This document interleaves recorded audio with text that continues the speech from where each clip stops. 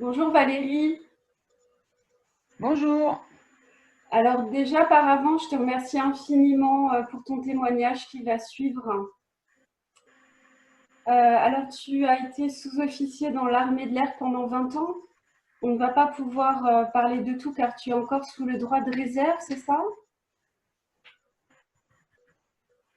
Oui, c'est ça. Ok. Et donc j'ai deux sujets à aborder avec toi, le devoir de désobéissance et la vaccination obligatoire à l'armée. Donc tu m'as expliqué que dans l'armée, on vous dit que votre devoir est de désobéir en cas d'ordre illégitime, mais lorsque tu désobéis, tu m'as dit que ce sont les instances militaires qui assurent ta défense. Est-ce que tu peux expliquer à quoi tu peux désobéir, par exemple, et quelle est la responsabilité du donneur d'ordre? Ah, c'est ouais, c'est possible, mais c'est un vaste programme. Parce qu'en fait, voilà, je vais lire juste un texte. Donc, jusqu'à présent, dans les armées en général, on ne pouvait pas donc désobéir à un ordre. Donc, on était dans l'obligation de l'exécuter. Sauf que aujourd'hui, le règlement de discipline générale militaire a été revu et il exige désormais que les militaires refusant d'obéir à un ordre illégal en réfèrent aux trois plus hautes autorités militaires. Et c'est inscrit dans le bulletin officiel des armées depuis décembre 2005 au numéro 45. Voilà. Donc le décret en question a été établi le 15 juillet et modifié donc le règlement de discipline générale militaire. Bon, à savoir qu'il y a ce règlement-là, effectivement, mais il y a aussi une contradiction qui est si nous refusons, on va dire, un ordre quelconque, il y a des sanctions qui peuvent être établies, comme par exemple des punitions, on va dire, à niveau local, mais ça peut aller jusqu'à 2 ans d'emprisonnement. Donc, alors, qu'est-ce qui se passe au niveau de la désobéissance, c'est pas très clair, en fait, parce qu'en fait, le donneur d'ordre, lui, n'est pas incriminé. C'est-à-dire que quelqu'un qui va vous donner un ordre au niveau de l'armée n'est pas dans l'obligation d'assumer son ordre. C'est-à-dire que c'est celui qui le reçoit qui doit stipuler, enfin, qui doit, on va dire, c'est son devoir, d'avoir la réflexion nécessaire pour dire si cet ordre est légal ou pas. Donc, en principe, pour savoir si un ordre est légal ou pas, le militaire devrait connaître le code du militaire par cœur. C'est un code qui est très vaste, hein, c'est un peu comme le code pénal. Tout le monde ne le connaît pas par cœur, donc je dirais que la notion de légalité ou d'illégalité, c'est de l'ordre d'une difficulté qui est extrême. Bon, maintenant, si effectivement une hiérarchie, on a pris l'exemple tout à l'heure, au téléphone me dit d'aller me jeter sous un train, je ne suis pas sûre que cet ordre soit légal et moralement, s'il me semble que cet ordre-là n'est pas légal, je suis dans le devoir de désobéir. Mais à savoir que le donneur d'ordre, lui, n'aura aucune conséquence de son ordre donné. Voilà, tout simplement. Et ça, c'est. Voilà, si toutefois je me jette sous le train et que je viens à être amputé et que je souhaite me retourner contre le donneur d'ordre, ce donneur est totalement impuni puisque on nous dit non, c'est à vous de désobéir. Donc en fait, c'est à nous de prendre les exécutants, de prendre la décision de oui ou non, on obéit à cet ordre. Voilà. Ok, et donc, c'est-à-dire que vous passez devant le tribunal et ce sont les, les instances militaires qui te défendent si jamais tu as désobéi à un ordre. Alors, il y a quand même une action concrète à faire quand on désobéit à un ordre, c'est-à-dire d'en référer à la plus haute autorité. Il y a trois hautes autorités au sein des armées. Nous devons en stipuler par écrit, hein, que nous avons désobéi à un ordre. Si les hautes autorités décident que ce n'est pas justifié, ou on peut se défendre effectivement devant un tribunal militaire. Mais tout ça, ça reste euh, au cœur de l'armée. Il n'y a pas de, je veux dire, il y a pas un jugement qui peut être fait en dehors. De plus en plus maintenant, pour certains cas, on arrive à aller dans des tribunaux civils, mais c'est quand même complexe et c'est pas pour rien que l'armée s'appelle la Grande Muette. C'est qu'effectivement, elle est entre elles. Il y a tout sur une base aérienne, par exemple, c'est une ville dans une ville. Il y a tout ce qu'il faut pour être complètement autonome, y compris les instances de justice, je dirais, puisqu'il y a des avocats pour défendre les armées. Mais bon, elles défendent l'intérêt militaire, elles ne défendent pas l'intérêt de la personne qui est dans l'uniforme. Voilà. Et ce qui est incroyable, c'est qu'en fait, le gradé qui t'a donné l'ordre n'a aucune responsabilité par rapport à l'ordre qu'il t'a donné, en fait. Donc lui, en fait, il risque rien. Ah, Absolument rien. Il n'y a rien qui est stipulé concernant le donneur d'ordre. donc C'est vraiment celui qui reçoit l'ordre qui doit définir si le donneur d'ordre est, on va dire, dans la légalité ou dans l'illégalité de cet ordre-là, est un devoir, et c'est même pas un droit, c'est un devoir de dire ben, non, là, vous voyez, vous êtes pas, votre ordre est pas légal. Mais c'est difficile quand on se situe dans une hiérarchie un peu de type pyramidal. Vous avez la haute autorité qui est un général et puis la plus basse qui est un soldat. Souvent, ce sont des soldats à qui on donne des ordres, des soldats, des militaires du rang ou des sous-officiers ou des officiers, mais de ce fait, il y a cette hiérarchie par les grades et des sanctions quand même derrière, parce que celui qui désobéit, donc qui invoque son devoir de désobéir, s'il dit je me dois de désobéir et qu'il le fait, il peut risquer jusqu'à 2 ans d'emprisonnement juste si les autorités militaires décident que cet ordre est illégal. c'est complètement dingue ce que tu racontes et en fait, on le voit avec ce qui se passe aujourd'hui. Ils sont en train de pondre des décrets et des arrêtés toutes les 5 minutes, alors que c'est le Premier ministre qui a le plein droit. Et là, les maires s'autorisent et les préfets s'autorisent à sortir des arrêtés municipaux et préfectoraux. Et en fait, ils ont aucune responsabilité. C'est-à-dire que si jamais ça se passe pas bien, vers qui on peut se tourner, quoi.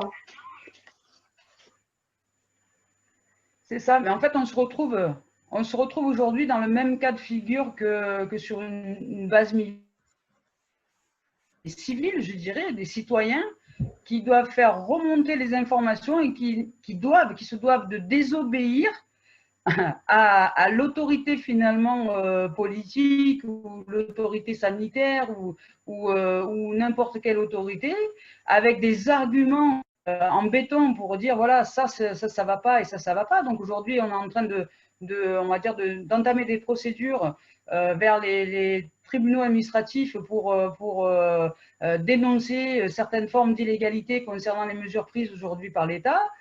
C'est quand même assez étonnant qu'aujourd'hui, puisque je suis sortie du cadre militaire, je suis une citoyenne, qu'aujourd'hui, en tant que citoyenne, je dois exactement faire les mêmes choses que lorsque j'étais dans un corps militaire avec des obligations d'armée, de militaire. Voilà.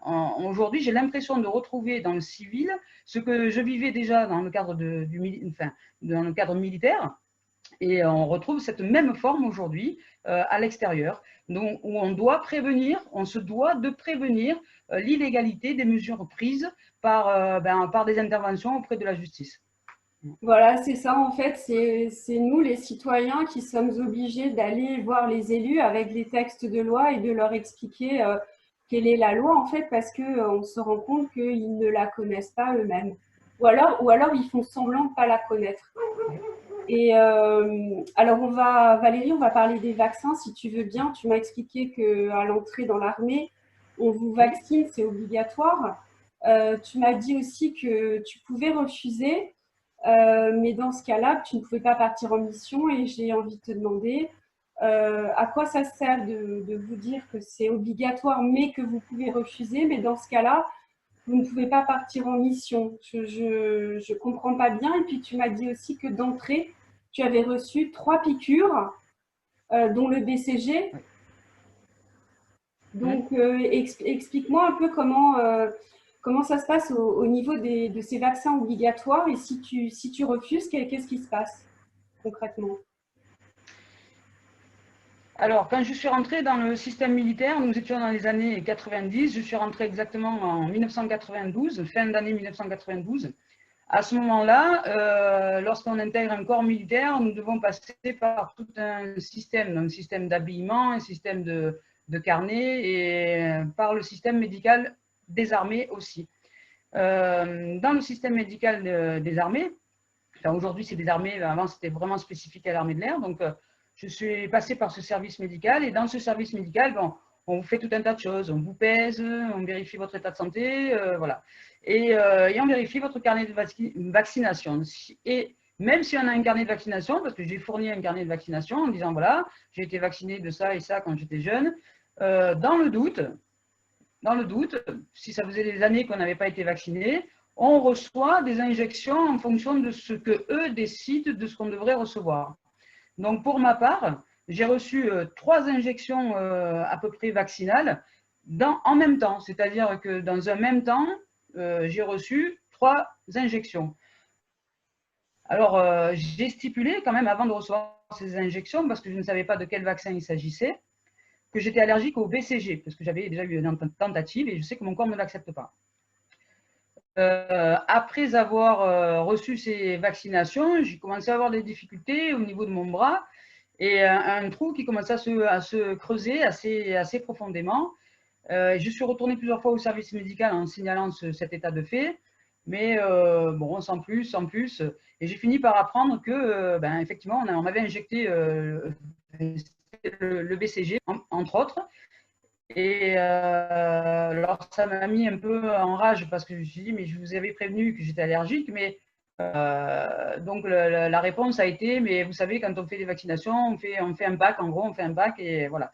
Mais simplement, à l'époque, en 92, ce qu'il faut savoir, c'est que il n'y avait pas de consentement éclairé au niveau du service médical, c'est-à-dire que tout acte médical n'était pas consenti par la personne. C'était une obligation d'armée. À partir du moment où on rentrait, on devait se faire vacciner de tout un tas de choses. Donc là, on va dire que je n'ai pas eu trop de difficultés. Puis les années passant, j'ai accepté de partir dans différents théâtres d'opération. Et pour partir dans ces différents théâtres d'opération, il fallait, et là c'était dans la notion d'obligation, se faire vacciner. Sauf qu'en 1996, il y a eu un changement au niveau du service médical, puisque déjà on rentrait dans un corps d'armée des armées, c'est-à-dire que les armées médicalement avaient fusionné et c'était le service médical des armées. Il se faisait, on va dire, un consentement éclairé sur tout ce qu'on pouvait recevoir au niveau du corps. Donc, il nous demandait notre accord pour pouvoir être vacciné ou recevoir une injection quelconque.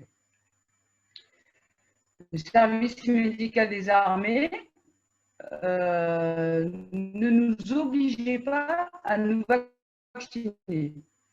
Par contre, le règlement militaire, lui, pour partir, il n'était pas possible de partir et que ça pouvait même engendrer des difficultés par la suite, puisqu'à partir du moment où nous ne sommes pas aptes à servir le corps militaire et que notre engagement, c'est pour servir le corps militaire, on ne pouvait pas rester dans le corps d'armée. Et, voilà. Excuse-moi Valérie, je te coupe. Et donc tu m'as expliqué que tu as été donc vaccinée contre l'hépatite B, contre la fièvre jaune, et que suite à ça, tu tombes malade. Et donc fatigue, perte de cheveux, et tu développes une sclérose en plaques. Voilà, qui a mis, on va dire, qui a mis 10 années à être décelée, puisque entre-temps, bien qu'ayant fait tout un tas d'examens, ça a été pris peut-être à la légère, je ne sais pas, j'en sais rien. Enfin, en tout cas, ça a été très difficile pour le corps médical de trouver les causes ou la cause, jusqu'à effectivement, en fait, je me suis retrouvée avec de de multiples maladies, mais liées à un seul et même système, qui est le système immunitaire défaillant. Donc, je me suis retrouvée avec une sclérose en plaques, effectivement, avec aussi une thyroïdite d'Hashimoto, c'est-à-dire aussi c'est un système immunitaire qui attaque la glande voilà, endocrine et qui fait que tout le système du corps est complètement, vit complètement dans l'anarchie. Voilà. Est-ce que pendant que tu étais à l'armée, tu as pu observer des collègues à toi, d'autres militaires qui ont eu des graves problèmes de santé suite au vaccin ou suite au rappel, je ne sais pas.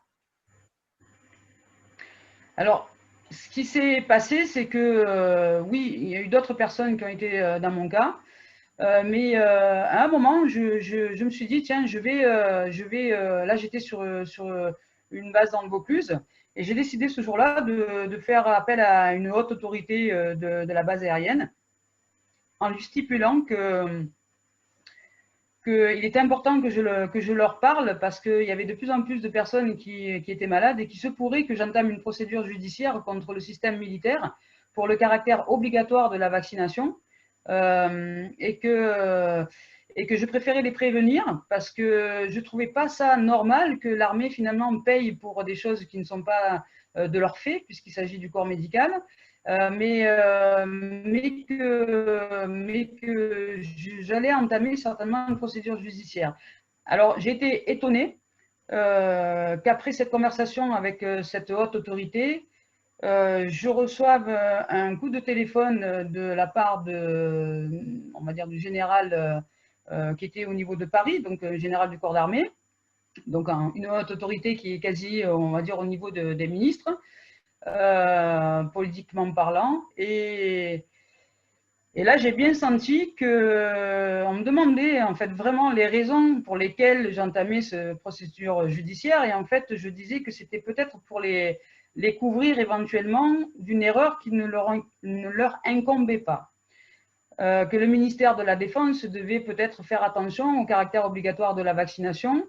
Donc, à partir de là, effectivement, il y a eu des consentements éclairés qui ont commencé à s'installer, mais il y avait toujours une dichotomie entre le corps médical et le corps armé qui nous obligeait de toute façon dans le règlement de nous vacciner. Mais on nous laissait quand même le choix à ce moment-là. Mais je n'ai pas, on va dire, poursuivi mes démarches parce que je me suis sentie en danger. Donc j'étais seule à ce moment-là. J'avais personne qui me suivait, on va dire, au niveau de cette démarche judiciaire. J'avais quand même contacté un avocat pour entamer la procédure. Cet avocat m'a dit, mais vous êtes sûr parce que ça va être difficile le combat et que moi, à ce moment-là, je n'étais pas encore dans un état de santé, je veux dire, assez avancé pour me permettre de me relancer dans des procédures qui allaient me stresser. Et le stress est générateur de problématiques. Donc, j'ai choisi la santé et je n'ai pas poursuivi la procédure. Mais voilà, je me suis retrouvée avec un genre de petit ultimatum et de pression hiérarchique pour savoir comment j'allais œuvrer après cette pression. Voilà. Ok, et ben j'ai envie de te demander aujourd'hui comment tu vas physiquement, moralement. Alors aujourd'hui, je vais bien. Enfin, je vais bien. Voilà, j'ai mis plus de 10 ans à sortir du handicap de la maladie. Je ne dirais pas grâce à la science d'aujourd'hui, malheureusement, parce qu'aujourd'hui, je crois en cette science parce qu'elle a certainement les capacités de nous maintenir dans un état de santé vraiment très avancé.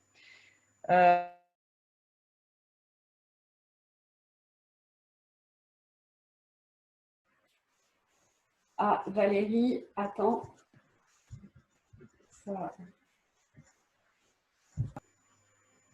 Alors, Valérie, excuse-moi, il y a eu une connexion. La connexion s'est arrêtée. Donc, je Oui. te demandais donc, comment tu allais aujourd'hui. Tu m'as dit que tu as mis 10 ans avant et après, ça a coupé. Donc, Oui. rapidement, excuse-moi, Donc, désolée, il y a une coupure là. oui, donc j'ai mis 10 années à me relever Ouais. et je disais que je ne l'ai pas fait grâce à la science traditionnelle, voilà, la science d'aujourd'hui, la médecine de tout le monde, je dirais. parce que pour moi, elle a la capacité de nous guérir, effectivement, ou de faire en sorte qu'on aille mieux. Mais aujourd'hui, elle est muselée, on va dire, dans son apprentissage. Et à mon sens, il y a des choses qui ne vont pas. Donc, je me suis retournée vers la médecine plus naturelle, dite de vie, finalement, de manger vivant, de sortir, d'aller dans la nature, en contact avec les arbres. Voilà. Et j'ai réussi en 10 ans à me sortir et changer aussi toute une hygiène de vie, donc plus boire d'alcool, plus fumer de cigarettes, plus voilà. En 10 ans, j'ai réussi à sortir de l'état de handicap.